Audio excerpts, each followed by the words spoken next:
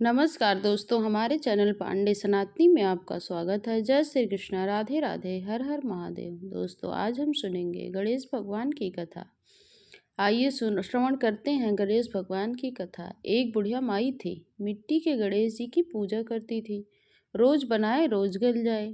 एक सेठ का मकान बन रहा था। बुढ़िया बोली, पत्थर का गणेश बना दो। मिस्त्री बोले, जितने में तेरा पत्थर का गणेश गढ़ेंगे उतने में अपनी दीवार ना चुन लेंगे। बुढ़िया बोली, राम करे तेरी दीवार टेढ़ी हो जाए। अब उनकी दीवार टेढ़ी हो गई।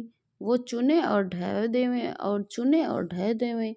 इस तरह करते करते शाम हो गई। शाम को सेठ आया। उसने कहा, आज कुछ भी काम नहीं किया क्या तुम लोगों ने? तो मिस्त्री कहने लगे, एक बुढ़िया माई आई थी। वह कह रही थी, मेरा पत्थर का गणेश गढ़ दो। हमने वो गढ़ने से मना कर दिया। तो वह कहने लगे कि तुम्हारी दीवार टेढ़ी हो जाए। तब से दीवार सीधी ही नहीं बन रही है। बनाते हैं और ढा देते हैं। सेठ ने बुढ़िया बुलवाई। सेठ ने कहा, हम तेरा सोने का गणेश गढ़ देंगे, हमारी दीवार सीधी कर दो। सेठ ने बुढ़िया को सोने का गणेश गढ़ा दिया। सेठ की दीवार सीधी हो गई। जैसे सेठ की दीवार सीधी हो गई, वैसे ही सब पर भला करना। ओम श्री गणेशाय नमः। ओम गजानन महाराज की जय। रिद्धि सिद्धि माता की जय। ये सुनते हैं एक और कथा। पौराणिक कथा के अनुसार भगवान विष्णु और माता लक्ष्मी का विवाह हो रहा था। विवाह की तैयारियां की जा रही थी। सभी देवी देवता, गंधर्व और ऋषियों मुनियों को विवाह के लिए आमंत्रण किया जा रहा था, लेकिन गणेश जी को विवाह के लिए आमंत्रित नहीं किया गया। विष्णु की बारात के समय सभी देवी देवताओं ने देखा कि भगवान गणपति बारात में कहीं दिखाई नहीं दे रहे हैं। सबने जानना चाहा कि गणपति को विवाह का बुलावा नहीं दिया गया है या वो अपनी मर्जी से विवाह में नहीं आए हैं। देवताओं ने भगवान विष्णु से गणेश जी की अनुपस्थिति का कारण पूछा। भगवान विष्णु ने उत्तर दिया, भगवान शिव को न्योता दिया गया था, गणेश उनके साथ आना चाहे तो आ सकते हैं। साथ ही यह भी कहा गया था कि गणेश बहुत अधिक भोजन करते हैं, ऐसे में किसी और को घर ले जाकर उनका पेट कैसे भर सकेगा और कैसे करवाएंगे उनको भोजन। उनकी यह बात सुनकर एक देवता ने यह सुझाव दिया कि गणपति को बुला लेते हैं, लेकिन उनको विष्णु लोक के रक्षा के लिए छोड़कर चले जाएंगे। इससे बुलाने की चिंता भी खत्म हो जाएगी और खाने की चिंता भी खत्म हो जाएगी। सबको यह उपाय पसंद आया। गणेश सभी देवताओं के कहने पर वहां रुक गए, लेकिन क्रोधित थे। तभी देव ऋषि नारद वहां आ गए और उनसे बारात में न चलने का कारण पूछा। गणेश ने बताया, साथ ही यह भी बताया कि वो भगवान विष्णु से गुस्सा हैं। देव ऋषि ने गणेश जी को कहा कि बारात के आगे अपने चूहों की सेना को भेजकर रास्ता खुदवा दो, तब सबको अब की अहमियत समझ आएगी। चूहों की सेना ने गणपति की आज्ञा पाकर आगे से जमीन खोखली कर दी। भगवान विष्णु का रथ वहीं जमीन पर धंस गया। बहुत कोशिश करने पर भी कोई भी देवता उस रथ को गड्ढे से निकाल न सके। देव ऋषि ने देवताओं से कहा कि विघ्नहर्ता गणेश को क्रोधित करने के कारण ऐसा हुआ है, इसलिए अब आपको उन्हें मनाना चाहिए। सभी देवता गणेश जी के पास पहुँचे और उनका पूजन किया। इसके बाद रथ गड्ढे से निकला, लेकिन उसके पहिए टूट गए थे। फिर से देवता सोच में पड़ गए कि अब क्या करें। पास के खेत में खाती को बुलाया गया। खाती ने गणेश जी की वंदना कर पहिए को ठीक कर दिया, जिसके बाद सभी देवी देवताओं को विघ्नहर्ता गणेश के सर्वप्रथम पूजा का महत्व समझ में आ गया। उसके बाद विवाह विघ्नों के बिना ही संपूर्ण हुआ।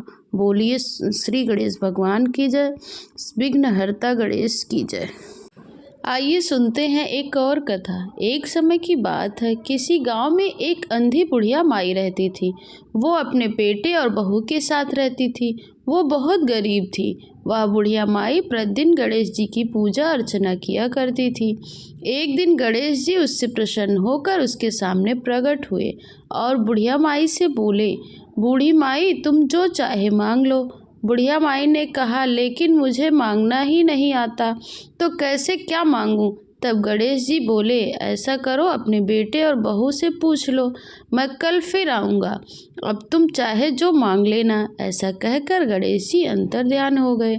बुढ़िया माई अपने बेटे के पास गई और उससे सारी बात कह दी। बेटा बोला, माँ अन्न धन और बड़ा मकान मांग लो। बेटे की बात बुढ़िया माई को कुछ ठीक नहीं लगी। वो अपनी बहू के पास गई और उससे सारी बात बता दी। बहू बोली, माँ जी ऐसा करो अपने लिए पोता मांग लो। बुढ़िया माई को बहू की बात भी कुछ अच्छी नहीं लगी। सभी की बात सुनकर बुढ़िया माई अपनी पड़ोसन के पास गई, उससे सारी बात बताई। पड़ोसन बोली, अरे बूढ़ी माई, तू क्यों अन्न धन मांगे, तू क्यों पोता मांगे, तू तो खुद के लिए दीदा घोड़ा मांग ले। सभी की बात सुनकर बुढ़िया माई सोच में पड़ गई। अगले दिन वो पूजा करने बैठी तो गणेश जी महाराज उसके सामने प्रकट हुए और बोले, सोच लिया बुढ़िया माई, क्या मांगना है? बुढ़िया माई बोली, प्रभु मुझे तो मांगना ही नहीं आता, लेकिन यदि आप देना चाहते हो तो मुझे वरदान दो कि मैं अपने महल से घर को, अपने पोते को सोने का चम्मच से दूध पीता देख सकूं। बुढ़िया माई की बात सुनकर गणेश जी महाराज बोले, अरे वाह बुढ़िया माई, तूने तो मुझे ठग लिया है, ना मांगते हुए सब कुछ मांग लिया है। अपने घर, बेटे बहू के लिए घर, सोने का चम्मच और पोता भी मांग लिया है और खुद के लिए आंखें भी मांग ली है। मैं तुझसे प्रसन्न हूँ, जा तुझे सब प्राप्त होगा। तथास्तु कहकर गणेश जी अंतर्ध्यान हो गए। देखते ही देखते बुढ़िया माई की झोपड़ी एक आलीशान महल में बदल गया और उसके घर अन्न धन से भर गया, सोना चांदी का से भंडार भर गया। बूढ़ी माई की बहू गर्भवती हो गई और कुछ समय बाद उसके चांद सा बेटा जन्म हुआ। गणेश जी महाराज की कृपा से अब बूढ़ी माई, उसके यहाँ सब परिवार हंसी खुशी से रहने लगे।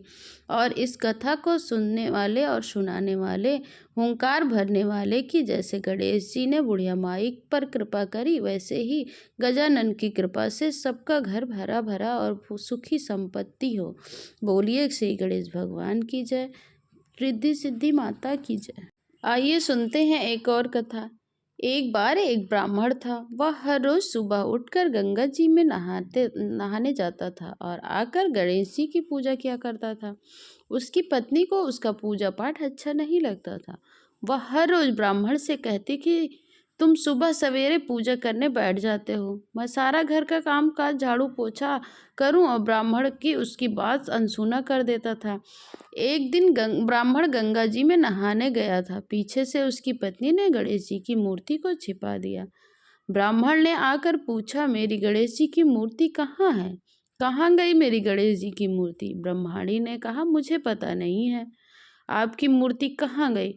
उस दिन ब्राह्मण ने कुछ खाया नहीं और कहा, जब तक मैं गणेश भगवान की पूजा कर लूँ ना लूँ तब तक मैं खाना नहीं खाऊंगा। ब्रह्माणी ने उसे बहुत समझाया कि खाना खा लो, पर ब्राह्मण ने खाना नहीं खाया और रोने लग गया। दोनों को लड़ते झगड़ते देखकर गणेश जी की मूर्ति हंसने लगी। तभी ब्रह्माणी ने गुस्से में आकर कहा, तुम्हारी मूर्ति वहाँ पड़ी है।